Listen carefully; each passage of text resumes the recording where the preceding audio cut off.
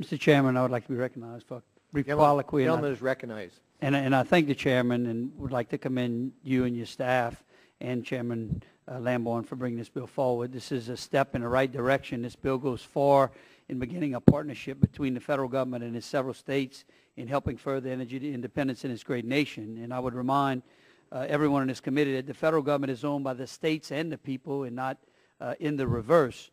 You know, the district that I represent, a quarter of all the seafood consumed in this nation comes out of that district. 30% of all oil and gas, $7 billion a year in offshore royalties comes out of there. $160 billion has been sent to the federal treasury over the course of Louisiana's history of drilling off its shores, and not a dime of it until lately has started to trickle back. We, unfortunately, in Louisiana, every 38 minutes, a football field-sized parcel of Louisiana's wetlands is taken over by water. 80% of our nation's coastal land loss, 80% of our total nation's coastal land loss occurs in Louisiana. The state loses 25 to 35 square miles per year. And as I said, that's equivalent to one football field every 38 minutes. And so several years ago, this Congress and a prior administration agreed to start to allow the coastal states to share like our landlocked states share in federal royalties on federal lands, allowed them to start to share in new production. And that legislation was called GOMESA. And unfortunately, this particular legislation starts to, again, expand that revenue sharing to other states. However, the difference is that it creates an inequity.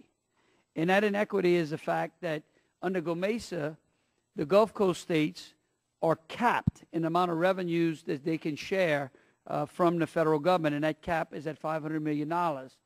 And under the current bill, the other states would not be subjected to that cap. And so in an effort to bring fairness and balance to a portion of the OCFs, I would ask that the chairman would commit to working with me to bring a clean and balanced approach to the OCS so that we don't have states out there that are being basically discriminated or treated differently than other states in the OCS, because finally we're going to allow states, coastal states, to be treated as some of the inner western states that are receiving oil and gas royalties from the federal government. So we're starting to get all of the states on the same page, and I would ask if he would commit to me that we could work towards that. Would the gentleman yield? The gentleman will yield. I thank you very much for bringing this up, and we've had several conversations on this. The bill before us today attempts to create a fair revenue sharing provision for all of the OCS in an effort to protect historic agreement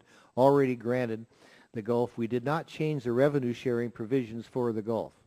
I recognize that in doing so, we now establish essentially a dual system, which the gentleman is bringing up. This committee will continue to move forward with an array of bills as part of the American Energy Initiative. This Congress, there will be more bills focused on expanding renewable energy, onshore production, hydropower, coal, critical minerals, and revenue sharing. I want to emphasize revenue sharing. The committee will be working to reform OCS revenues to ensure that there is a fair treatment to all states that produce oil and gas in the OCS. And I thank the gentleman for bringing this to my attention, and I yield back. Thank you, Mr. Chairman. I appreciate the commitment, and I look forward to working with you. I yield back the balance of my time. I appreciate it.